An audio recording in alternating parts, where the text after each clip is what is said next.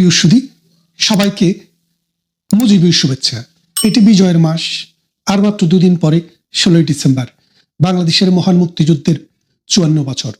এই 54 বছরে যারা এই বাংলাদেশটাকে গ্রাস করতে চেয়েছিল, যারা এই বাংলাদেশটাকে মিনি পাকিস্তান বানাতে চেয়েছিল, যেই বাংলাদেশটাকে যারা অসাম্প্রদায়িক চেতনা থেকে একটি সাম্প্রদায়িক মৌলবাদী রাষ্ট্র করার চেষ্টা করেছিল, রাষ্ট্রের টাকায় গত 54 বছরে মানুষের জাকাতের টাকায়, ফেতরার টাকায়, কোরবানির পশুর চামড়ার টাকায় যাদেরকে আপনারা লালন পালন করেছেন, তারা আজ পশু হয়ে, কোরবানির পশুর চামড়ার পয়সা খেয়ে যারা বড় হয়েছে, তারা আজকে পশু হয়ে আমাদের স্বাধীনতার পতাকাকে খামছে ধরেছে, আমাদের অসাম্প্রদায়িক চেতনাকে খামছে ধরেছে এবং আমাদের এই অসাম্প্রদায়িক চেতনার বাংলাদেশকে হাজার হাজার বছর থেকে চলে আসা আমাদের যে জারি গান, আমাদের সারি গান, আমাদের মুর্শিদি, মারপতি, রামপ্রসাদী, কীর্তন, নজরুল, রবীন্দ্রনাথ, আমাদের যে গানের ধারা, সেটাকে তারা বাউলদেরকে আক্রমণ করা শুরু করেছে, তারা মাজার ভাঙা শুরু করেছে।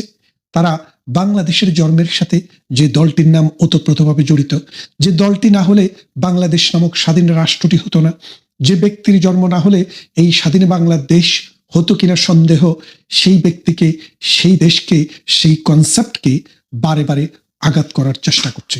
আপনারা জানেন, গতকাল হাদি, তার নামের আগে কিন্তু আরেকটি শব্দ যোগ হয়, সেটি ওসমান নয়, আরেকটি শব্দ যেটি বলে তিনি মিডিয়াতে প্রচার পেয়েছিলেন, সেই মানে যেটা সিরে ফেলতে চেয়েছিলেন আর কি, আমরা তো সেগুলো বলতে পারি না। সেই হাদি, সেই সিরে ফেলা হাদি নিজেই সিরে গেছেন। এখন এই হাদিকে হত্যা করলো কারা, আমরা কিন্তু অর্থটা খোঁজার চেষ্টা করছি। বিএনপির যুগ্ম মহাসচিব রুহুল কবির রিজভী, নাকি জয়েন্ট সেক্রেটারি রুহুল কবির রিজভী, তিনি বলেছেন যে পুলিশরা তাকে বলেছে যিনি হত্যাকাণ্ডের সাথে সরাসরি জড়িত ছিলেন, শুটার ছিলেন, তিনি শিবিরের রাজনীতির সাথে জড়িত। তো এটা তো বিচিত্র কিছু না। আবরারকে হত্যা করেছে, ছাত্রলীগের উপরে দোষ এসছে, পরবর্তী দেখা গেছে যে আবরার হত্যাকারী যেগুলো ছিল এগুলো সব এখন ছাত্র শিবিরের নেতা হয়ে গেছে। তার মানে বিভিন্ন দলে থেকে তারা সন্ত্রাসী, চাঁদাবাজি, লুণ্ঠন এবং দর্শন এইরকম কর্মকাণ্ডের সাথে জড়িত ছিল বছরের পর বছর। যখন সুযোগ এসছে তখন মুখ থেকে মাস্কটা খুলে তার আত্মপরিচয় দিয়েছে। তো এখন এই যে জামাত শিবিরের যে ছেলেটি এই মানে ওসমান হাদিকে হত্যা করলো, তিনি এখন নির্দ্বিধায় ছাত্রলীগ হয়ে যাবেন। কেন হয়ে যাবেন? কারণ এখন তো ছাত্রলীগের গায়ে কালিমা লেপন করতে হবে। তারাই বলছে ছাত্রলীগ নেই, আওয়ামী লীগ নেই, তাহলে আসলো কোত্থেকে? তারা আছে তাহলে তাদের বাসায় না। এই হাদি কিন্তু মারা গেছে, হাদি কিন্তু জীবিত নেই, কিন্তু হাদিকে মৃত্যু ঘোষণা করা হবে 16ই ডিসেম্বর। কেন জানেন তো সেটা? মানে এটা দিয়ে আপনারা প্রমাণটা পাবেন এই কারণে যে এই সাম্প্রদায়িক গোষ্ঠী ছোট ছোট দোকান তৈরি করছে। এই জামাতে ইসলামী গত 30-40 বছর থেকে ছোট ছোট দোকান তৈরি করছে। এই দোকানগুলো দেখলে কোনোটা মুদির দোকান, কোনোটা শুটকি দোকান, কোনোটা আতরের দোকান, কোনোটা জায়নামাজের দোকান, কোনোটা বোরকার দোকান, কিন্তু এই দোকানগুলা নাম ভিন্ন ভিন্ন হলেও মালিকানা কিন্তু একটি, সেটা হলো বাংলাদেশের সাম্প্রদায়িক গোষ্ঠী, স্বাধীনতা বিরোধী গোষ্ঠী জামাতে ইসলামী। তারা 1971 সালে যখন মহান মুক্তিযুদ্ধ শুরু হয়, মহান মুক্তিযুদ্ধে জামাতে ইসলামের যে ছাত্র সংগঠনটি ছিল তার নাম ছিল ইসলামী ছাত্র সংঘ। সেই ছাত্র সংঘ 3টি দল গঠন করেছিল, আল বদর, রাজাকার এবং আল শামস। এই 3টি বাহিনীর বিভিন্ন দল, কোনোটা রাজাকারের প্রধান ছিল নিজামী, আল বদরের প্রধান ছিল মুজাহিদ, এইভাবে এক একজন জামাতের নেতা এক একটার প্রধান হয়েছে এবং তারা ঢাকা বিশ্ববিদ্যালয়ের শিক্ষকদেরকে ধরে ধরে নিয়ে রায়ের বাজার বধ্যভূমিতে গুলি করে হত্যা করেছে, বেয়নেট দিয়ে খুঁচিয়ে হত্যা করেছে, অনেককে হাত পা বেঁধে হত্যা করা হয়েছে। 1971 সালের মহান মুক্তিযুদ্ধের পর রায়ের বাজার বধ্যভূমিতে শত শত লাশ, গলিত লাশ, অর্ধগলিত লাশ এবং তাজা লাশ পাওয়া গিয়েছিল। তাদের স্ত্রীরা, তাদের পুত্ররা, সন্তানরা যারা জীবিত ছিল, যারা দেখেছে, ধরে নিতে কারা কারা এসেছিল, তারা কিন্তু সাক্ষী দিয়ে বলেছে। তার মানে তাদের কেউই কিন্তু রাজাকার ছাড়া আর কেউ ছিল না। আল বদর ছিল, রাজাকার ছিল, আল শাম ছিল, আর কেউ না।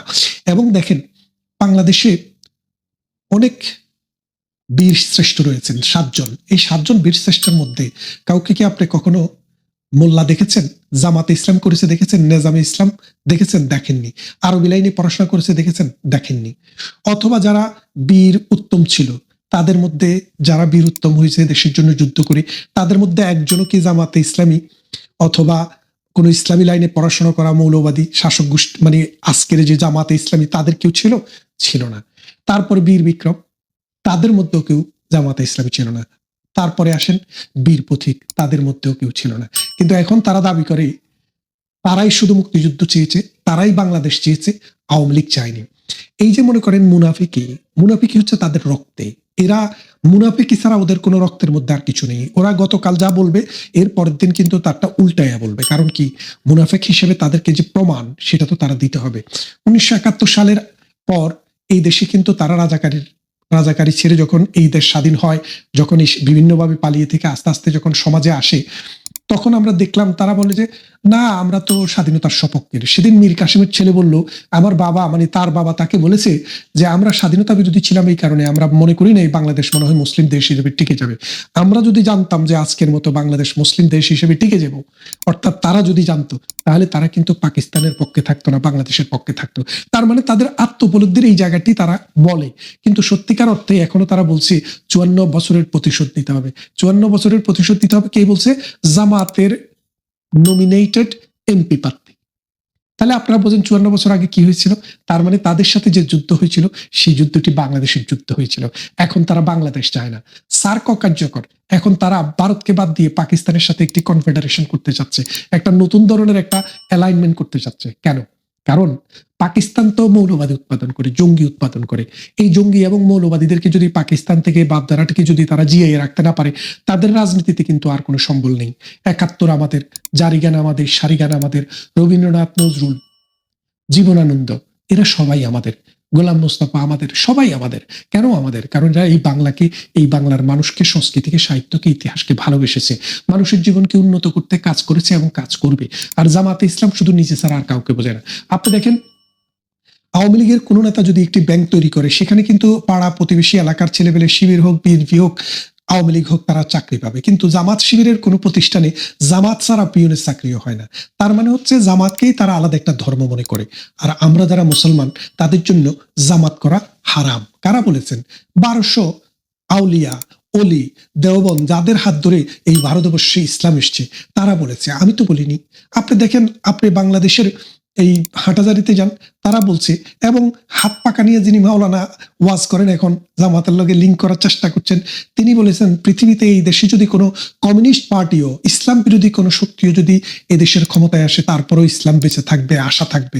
কিন্তু জামাতে ইসলামী যদি ক্ষমতা আসে, তাইলে ইসলাম বেঁচে থাকার আর কোনো আশাই থাকে না। তাইলে দেখেন, এই দেশটাকে ধ্বংস করা, ইসলামকে ধ্বংস করা, মানুষের যে রীতি নীতি, হাজার বছরের সাংস্কৃতিক ধারাবাহিকতা, সেটাকে ধ্বংস করার জন্যই কিন্তু জামাত শিবির উঠে পড়ে লেগেছে। এই আমাদের 16ই ডিসেম্বর, এই 16ই ডিসেম্বর যে হাদিকে হত্যা করেছে বিএনপির, জামাতের লোকেরা, বিএনপির লোক না, সরি, কারণ বিএনপির নামে নাম দেওয়া হয়েছে, কিন্তু বিএনপির নেতারা বলছে, পুলিশ তাদেরকে বলেছে, আমি তো নাম দিয়ে বললাম, রিজভি বলেছে যে হত্যাকারী, শুটার যাকে পাওয়া গেছে, সে ওই তার সাথেই ছিল, হাদির সাথেই ছিল। কি ফাটাইয়া ফেলতে বলছে না, সেটা ফাটাইয়া দিছে। সে হাদিকে গুলি করছে। গুলি করা এটা ধরাও পড়েছে সিসিটিভি ক্যামেরায়। এবং আপনারা বোঝেন, আওয়ামী লীগ তো একটা জায়গা যেটাকে আপনারা পাইছেন যে দোষ হইলে ওখানে দিতে পারবেন, দিতেই থাকেন। কিন্তু বাংলাদেশের মানুষ এত বোকা না, বাংলাদেশের মানুষ বোঝে। আর আওয়ামী লীগ যদি মনে করেন যে এত শক্তিশালী, তাইলে ভয়ে আরো একটু নত হন। সময় আসছে, একে একে আপনাদের সবাইকে ধরা হবে, গুলি করে নয়, আইনের আশ্রয় নিয়ে আসা হবে। সেদিন হয়তো দূরে আছে, একটু দূরে, খুব বেশি দূরে না। এই দেশের মানুষ মুক্তিযুদ্ধের সময়ও বহু কষ্ট করছে, বহু শ্রম দিয়েছে। বেশিরভাগ শ্রম দেওয়া, কষ্ট করা মানুষরা ছিল মুক্তিযুদ্ধের সপক্ষের, স্বাধীনতার সপক্ষের আওয়ামী লীগের মানুষ। কারণ আওয়ামী লীগের নেতৃত্বেই এই মুক্তিযুদ্ধটি হয়েছে।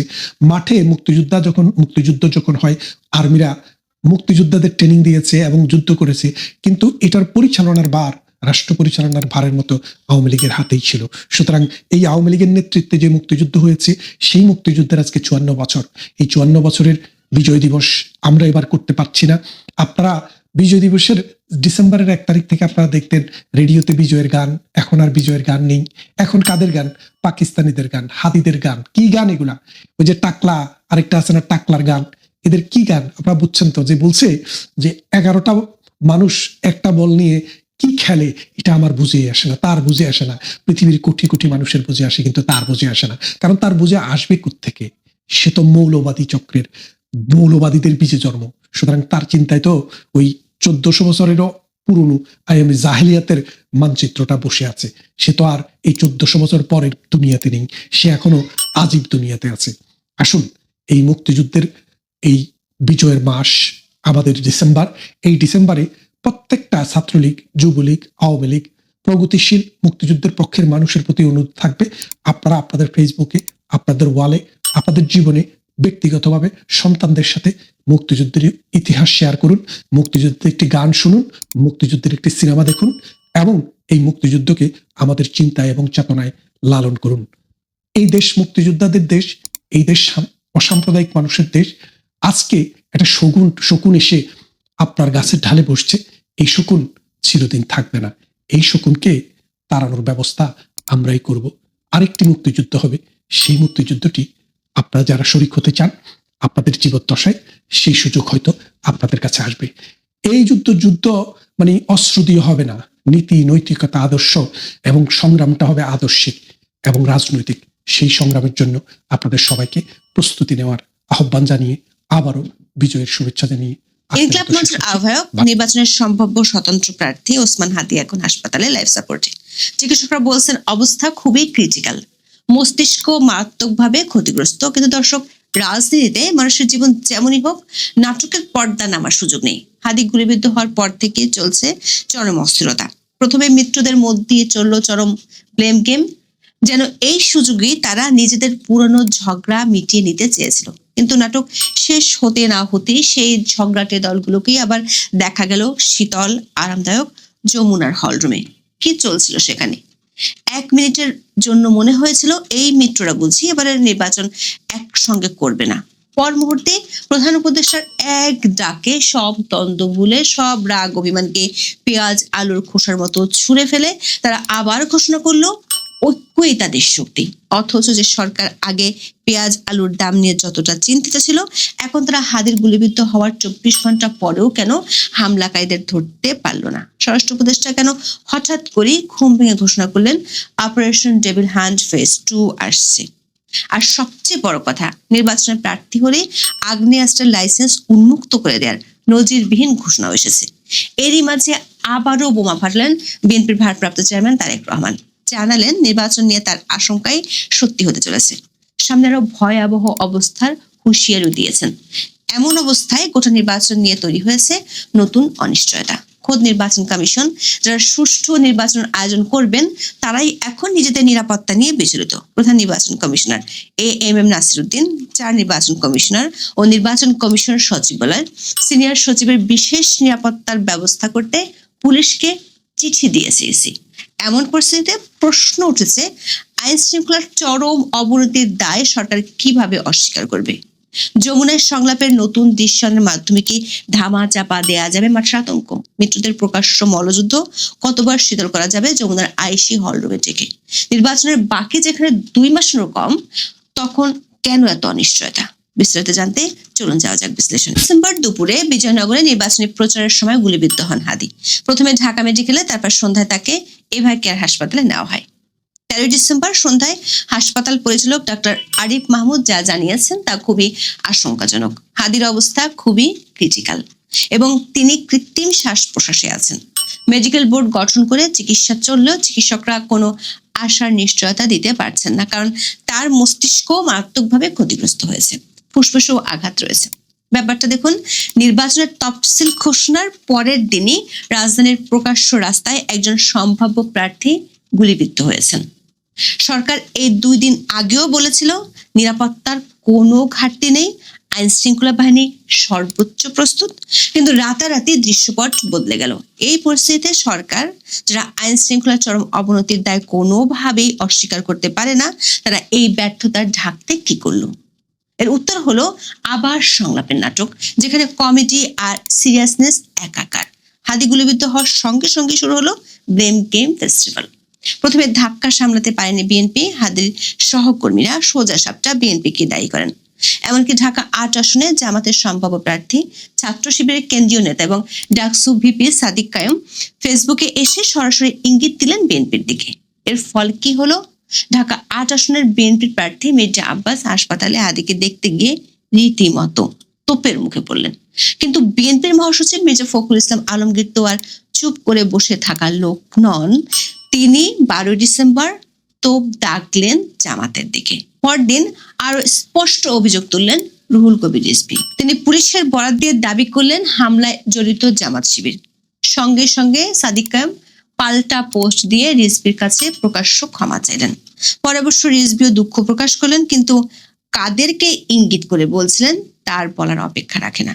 দর্শক, এই দৃশ্য দেখে মনে হচ্ছিল তাদের এই মল্লযুদ্ধ বুঝি সত্যি, কিন্তু না, রাজনীতিতে লোক দেখানো রাগ অভিমানের মেয়াদ খুব বেশিক্ষণ টেকে না। এই যে কিছুক্ষণ আগে বিএনপি আর জামাত চুলোচুলি করছিল, ফেসবুকে একে অপরকে চাঁদাবাজ আর হামলাকারী বলছিল, এটা যে আসলে তাদের লিমিটেড ভার্সন মারামারি ছিল তা প্রমাণ হতে সময় লাগলো না। প্রধান উপদেষ্টা ডাক পড়লো এবং নিয়ম মেনে প্রধান ৩ মিত্র দল বিএনপি, জামাত ও কিংস পার্টি এনসিপি ছুটে গেল যমুনার দরবারে। বাহিরে যতই রুদ্রমূর্তি থাকুক, যমুনার শীতল কক্ষে তারা সবাই ছিলেন অন্তরঙ্গ। বৈঠক শেষে বেরিয়ে এসে বিএনপি নেতা সালাউদ্দিন আহমেদ যা বললেন তাতে স্পষ্ট তারা ফ্যাসিবাদ বিরোধী জাতীয় ঐক্য অটুট রাখবেন। অর্থাৎ মাঠে যতই জামাত বিরোধী কামানোর গোলা দাগা হোক না কেন, যমুনা তাদের নিয়ে যাবে আওয়ামী বিরোধী মোহনায়। এনসিপির আহ্বায়ক নাহিদ ইসলাম তো আরো এক ধাপ এগিয়ে সরাসরি ভারতের উপর দোষ চাপিয়ে দিলেন। তিনি বললেন, দিল্লিতে বসে বাংলাদেশ বিরোধী সব ধরনের তৎপরতা চালাচ্ছে আওয়ামী লীগ। ভারত সরকারের মদত ছাড়া আওয়ামী লীগ এ ধরনের পরিকল্পনা করতে পারে না। দর্শক, এত বড় একটা ঘটনার দায় সরকারকে নিতেই হলো না, সমঝোতা হয়ে গেল। ৩ মিত্র দল একসঙ্গে প্রতিজ্ঞা করলো তারা দ্বন্দ্ব ভুলে এক থাকবে, ষড়যন্ত্র ঠেকাতে ঐক্যবদ্ধ থাকবে। প্রধান উপদেষ্টার বক্তব্য তো আরো মজার। তিনি বললেন, হাদির উপর হামলা পূর্ব পরিকল্পিত ও গভীর ষড়যন্ত্রের অংশ। এর পেছনে বিরাট শক্তি কাজ করছে। উদ্দেশ্য হলো নির্বাচনটি না হতে দেওয়া। আক্রমণটি খুবই সিম্বলিক। যদি বিরাট শক্তি কাজ করে, তাহলে প্রশ্ন হলো হাদিকে গুলি করার ২৪ ঘন্টা পরেও কেন একজন সন্দেহভাজন হামলাকারীও ধরা পড়লো না? সরকার কি এমন একটি ঘটনা ঘটার অপেক্ষা দিয়েছিল? স্বরাষ্ট্র উপদেষ্টার অবস্থাটা দেখুন। তিনি আগে নাকি পেঁয়াজ আলু নিয়ে বেশি উদ্বিগ্ন ছিলেন, আর এখন হাদি গুলিবিদ্ধ হওয়ার পর অবশেষে তার ঘুম ভেঙেছে। আর ঘুম থেকে উঠিয়ে যে ঘোষণাগুলো দিলেন তাতে হাসি না কান্না বোঝা মুশকিল। প্রথম ঘোষণা শুরু হচ্ছে অপারেশন ডেভিল হান্ট ফেজ 2। দর্শক, গত বছর আগস্টে পুলিশ ও এসএসএফ এর যেসব অস্ত্র লুট হয়েছিল তার মধ্যে এখনো ১৩৫০ বেশি অস্ত্র ধরাছোঁয়ার বাইরে। সরকার অপারেশন ডেভিল হান্ট শুরু করে, পরে পুরস্কারও ঘোষণা করেছিল, কিন্তু কাজের কাজ কিছুই হয়নি। সেই ১৩৫০ একটা উদ্ধার হয়নি।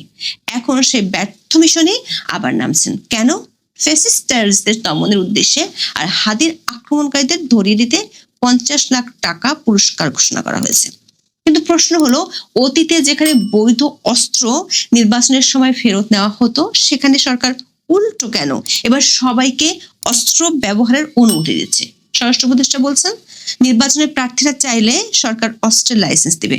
সংসদ নির্বাচনের ৩০০ আসনে যদি গড়ে ১০ জন করেও প্রার্থী থাকেন, তাহলে ৩,০০০ প্রার্থীর হাতে অস্ত্র লাইসেন্স দেওয়া হবে। এত অল্প সময়ে পুলিশ ভেরিফিকেশন শেষ করে এই লাইসেন্স সরকার কিভাবে দেবে?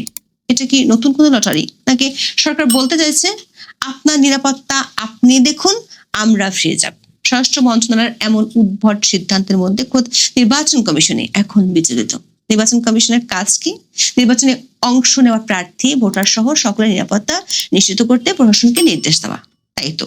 কিন্তু এখানে দৃশ্যপট পুরো উল্টো। যারা নির্বাচন পরিচালনা করবেন তারাই এখন নিজেদের নিরাপত্তা নিয়ে বিচলিত।